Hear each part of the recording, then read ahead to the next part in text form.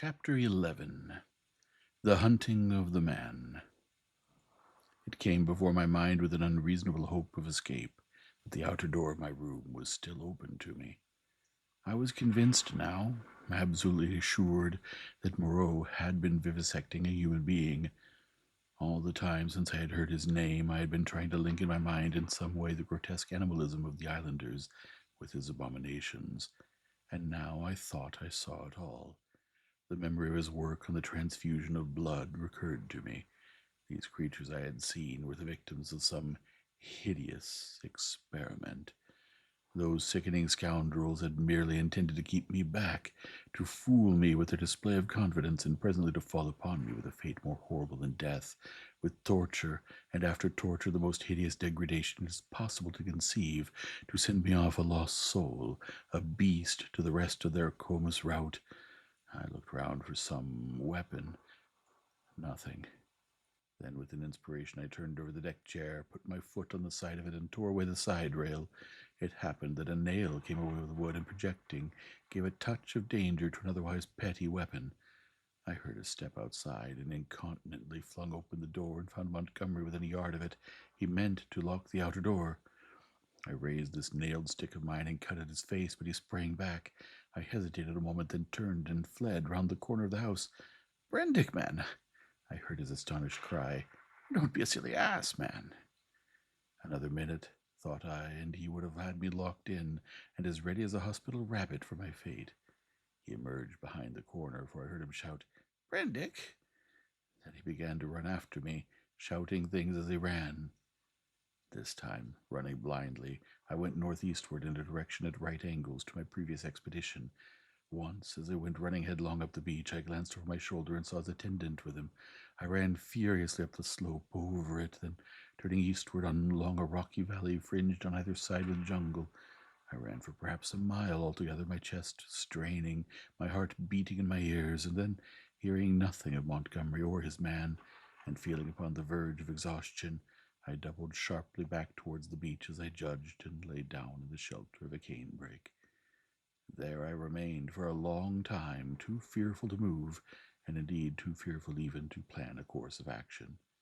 The wild scene about me lay sleeping silently under the sun, and the only sound near me was the thin hum of some small gnats that had discovered me. Presently I became aware of a drowsy breathing sound, the soughing of the sea upon the beach. After about an hour I heard Montgomery shouting my name, far away to the north. That set me thinking of my plan of action.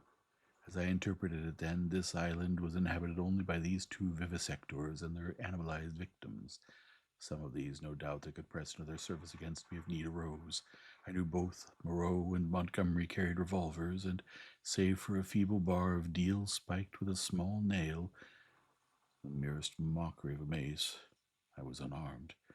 So I lay still there until I began to think of food and drink, and at that thought the real hopelessness of my position came home to me.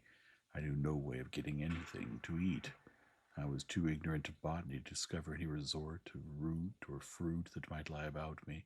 I had no means of trapping the few rabbits upon the island. It grew blanker the more I turned the prospect over. At last, in the desperation of my position, my mind turned to the animal men I had encountered. I tried to find some hope in what I remembered of them. In turn, I recalled each one I had seen, and tried to draw some augury of assistance from my memory. Then, suddenly, I heard a staghound bay, and at that I realized a new danger. It took little time to think, or they would have caught me then, but snatching up my nailed stick, rushed headlong from my hiding place toward the sound of the sea. I remember a growth of thorny plants, with spines that stabbed like penknives. I emerged bleeding and with torn clothes upon the lip of a long creek, opening northward.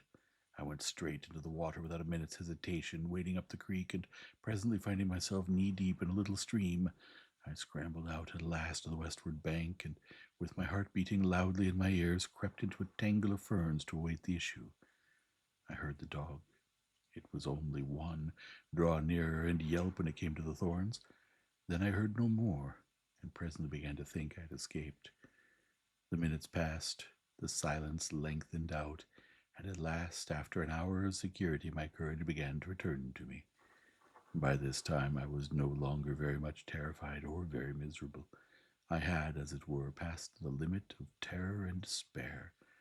I felt now that my life was practically lost, and that persuasion made me capable of daring anything. I had even a certain wish to encounter Moreau face to face, and as I had waded into the water, I remembered that if I were too hard pressed, at least one path of escape from torment still lay open to me. They could not very well prevent my drowning myself. I had half a mind to drown myself then, but an odd wish to see the whole adventure out. A queer, impersonal, spectacular interest in myself restrained me. I stretched my limbs, sore and painful from the pricks of the spiny plants, and stared around me at the trees, and so suddenly that it seemed to jump out of the green tracery about it, my eyes lit upon a black face watching me. I saw that it was the simian creature who had met the launch upon the beach. He was clinging to the oblique stem of a palm tree. I gripped my stick and stood up facing him. He began chattering. "You, was all I could distinguish at first. Suddenly he dropped from the tree, and in another moment was holding the fronds apart and staring curiously at me. I did not feel the same repugnance towards this creature which I had experienced in my encounters with the other beast men.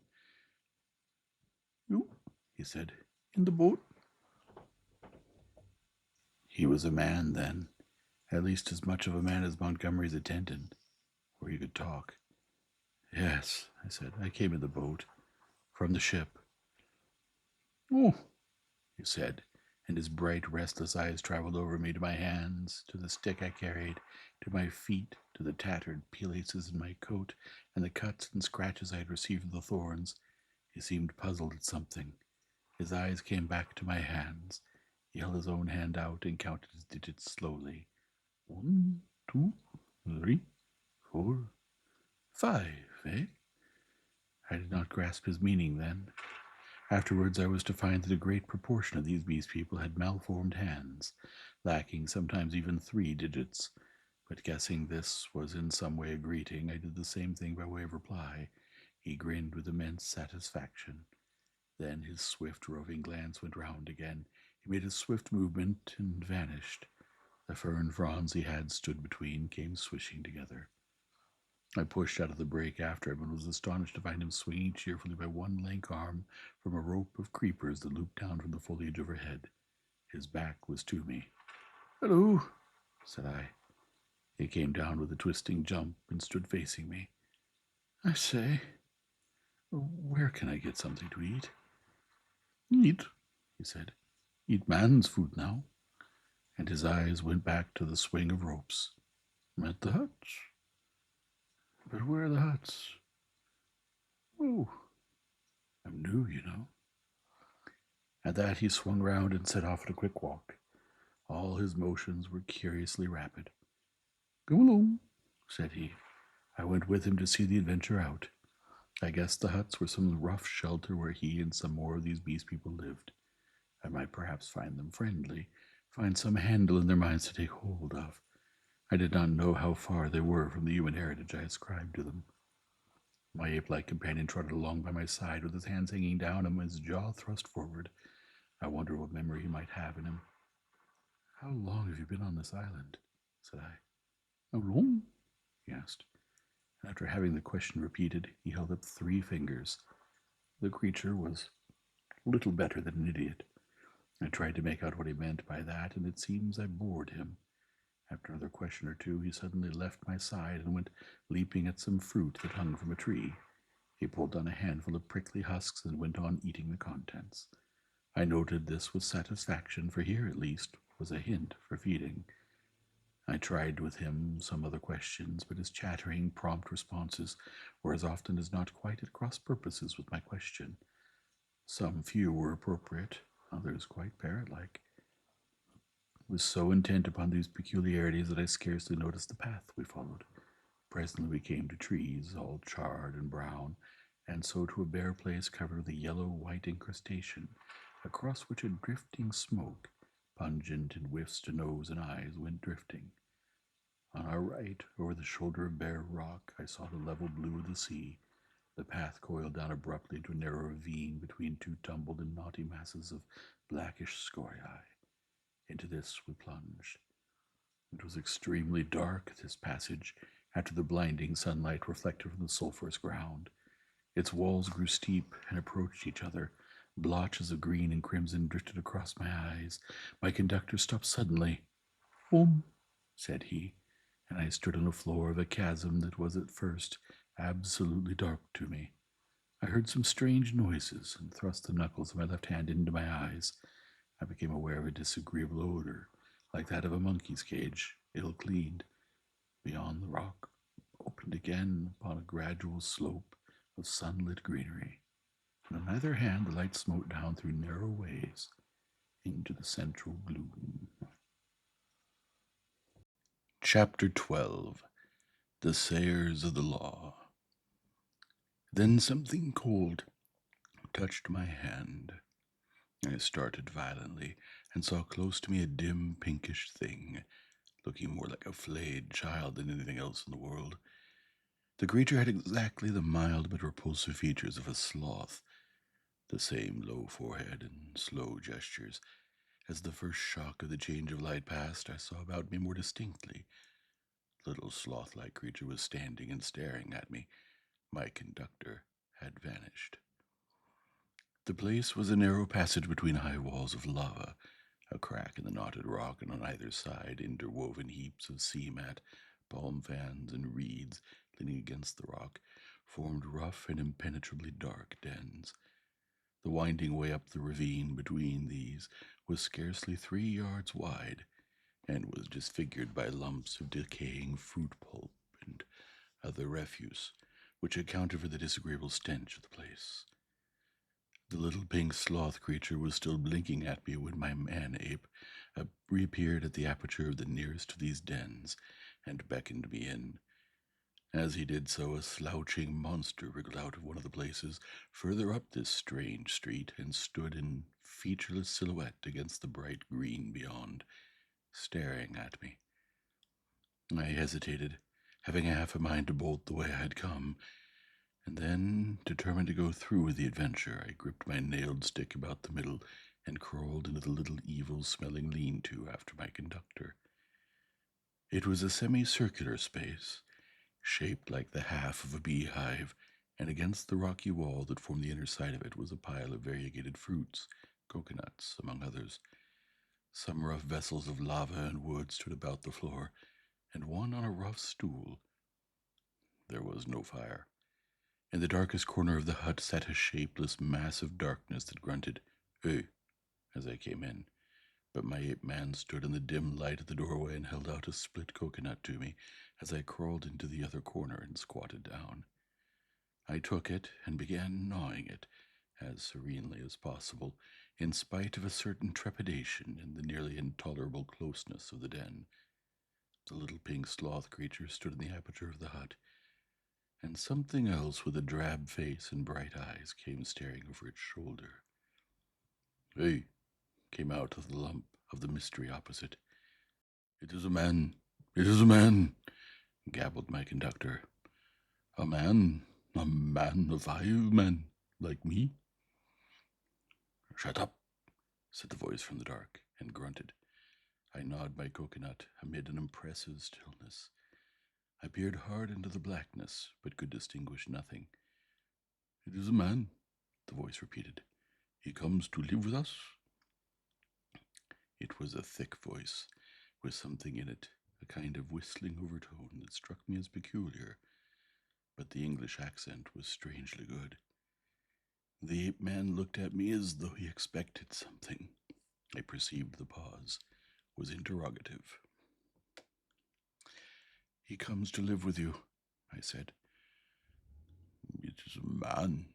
He must learn the law."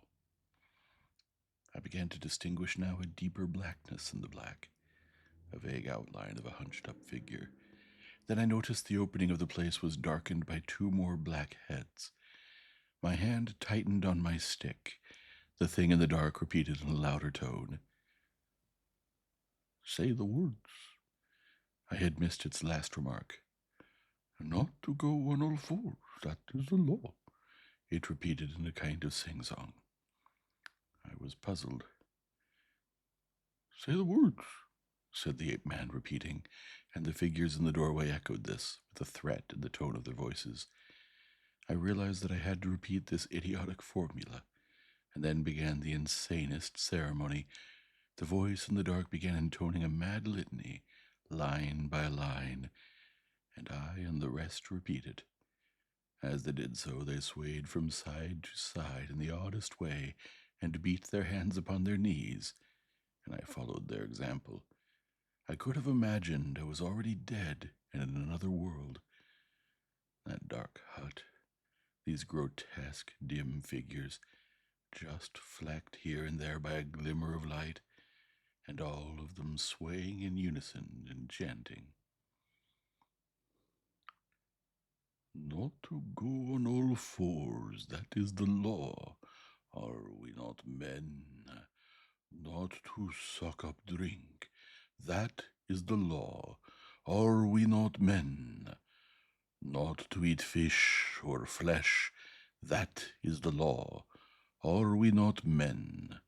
Not to claw the bark of trees, that is the law. Are we not men? Not to chase other men, that is the law. Are we not men?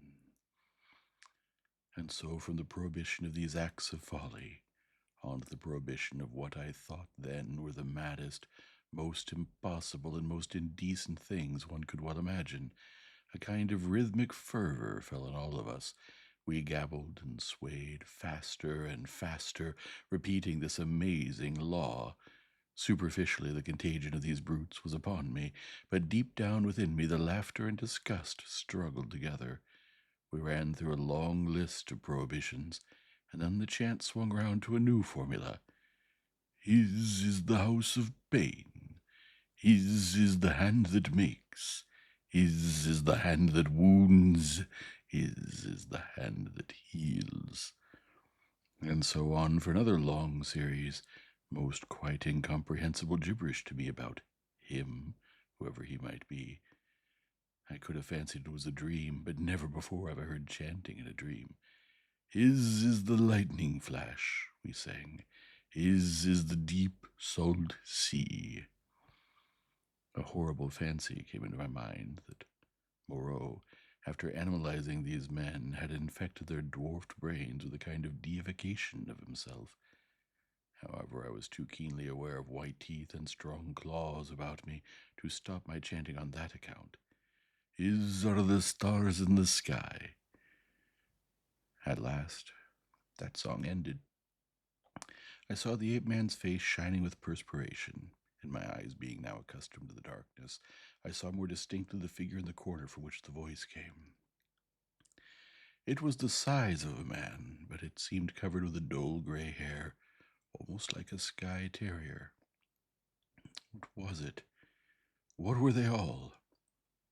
Imagine yourself surrounded by all the most horrible cripples and maniacs it is possible to conceive, and you may understand a little of my feelings with these grotesque caricatures of humanity about me. He is a five man, like me, said the ape-man. I held out my hands. The gray creature in the corner leant forward. Not to run on all fours, that is the law, are we not men? He said. He put out a strangely distorted talon and gripped my fingers. The thing was almost like the hoof of a deer produced into claws. I could have yelled with surprise and pain. His face came forward and peered at my nails, came forward into the light of the opening of the hut, and I saw with a quivering disgust that it was like the face of neither man nor beast, but a mere shock of gray hair with three shadowy overarchings to mark the eyes and mouth. He has little nails, said this grisly creature in his hairy beard. It is well. Many are troubled with long nails. He threw my hand down, and instinctively I gripped my stick.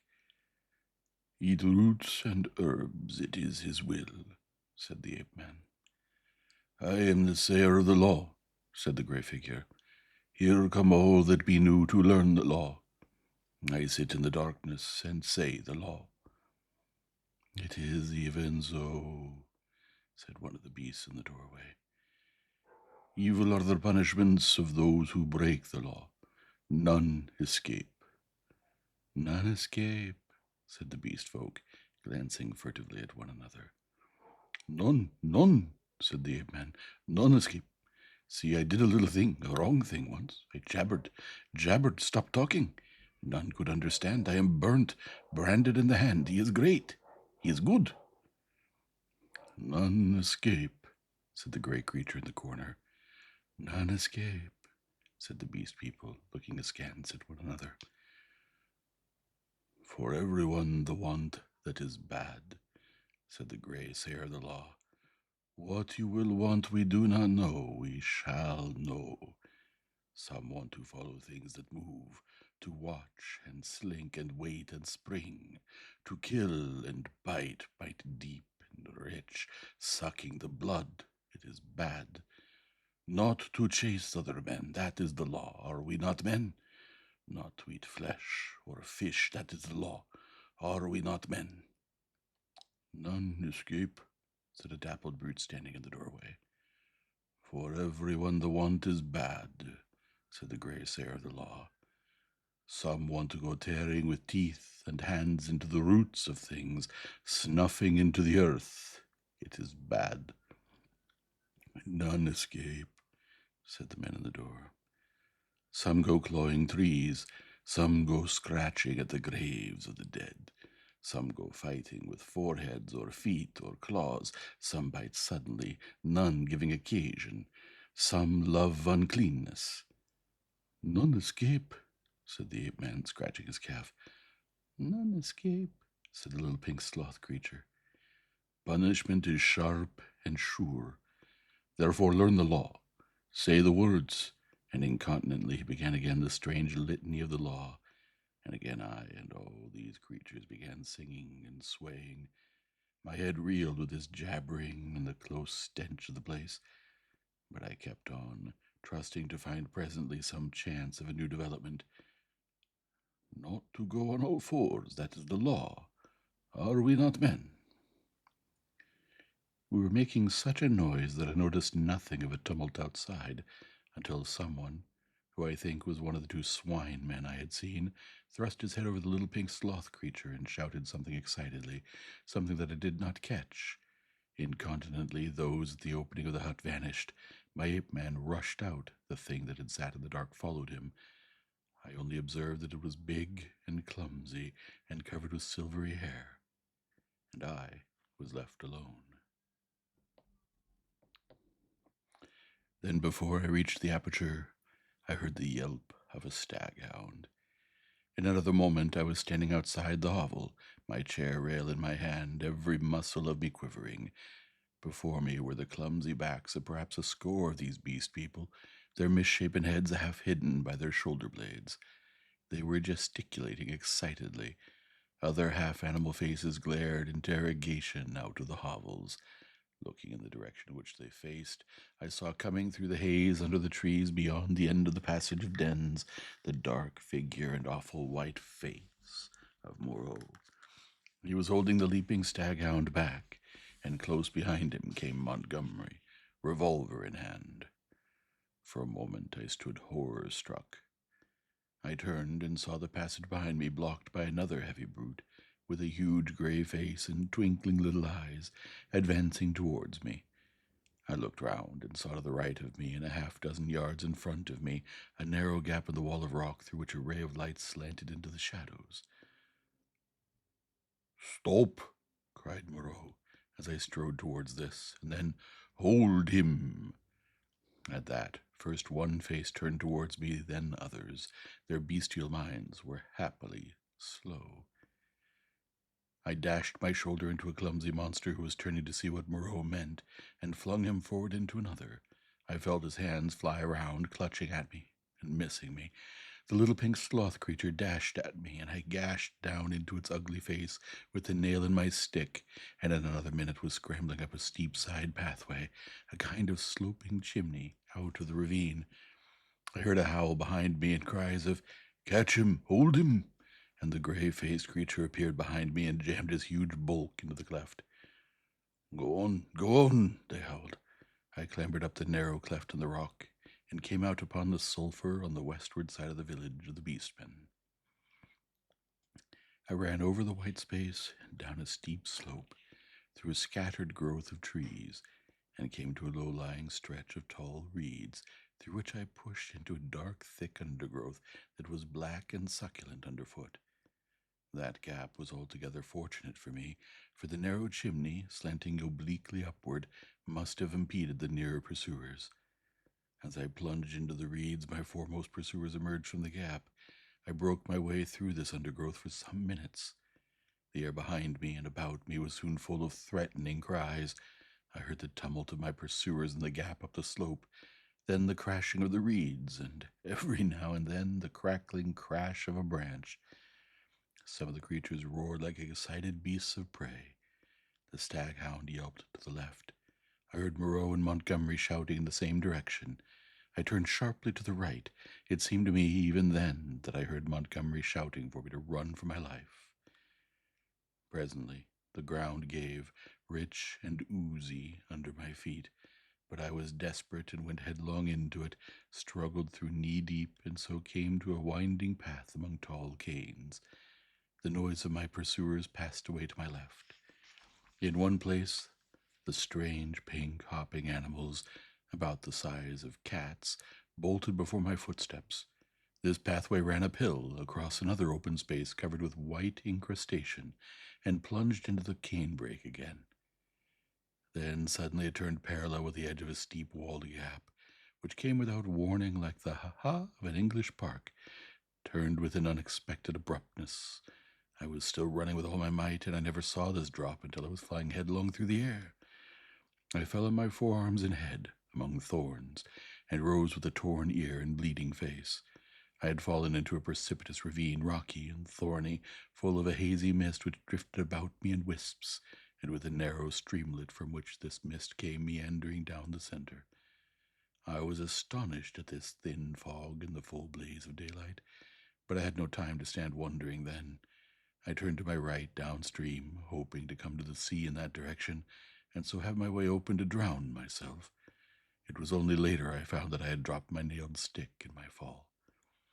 Presently the ravine grew narrower for a space, and carelessly I stepped into the stream.